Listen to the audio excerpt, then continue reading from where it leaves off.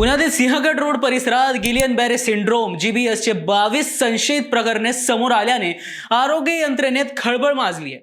GBS हा दुर्मिळ आजार असून शरीराची रोगप्रतिकारक प्रणाली फेरिफेरल नर्व्सवर हल्ला करते, ज्यामुळे पक्षाघात आणि श्वसन समस्या होऊ शकतात। प्रभावित रुग्णांचे वय प्रामुख्याने 12 ते 30 वर्ष असून एक रुग्ण 59 वर्षाचा आहे। सर्व रुग्णांना तातडीचे उपचार दिले जात आहेत।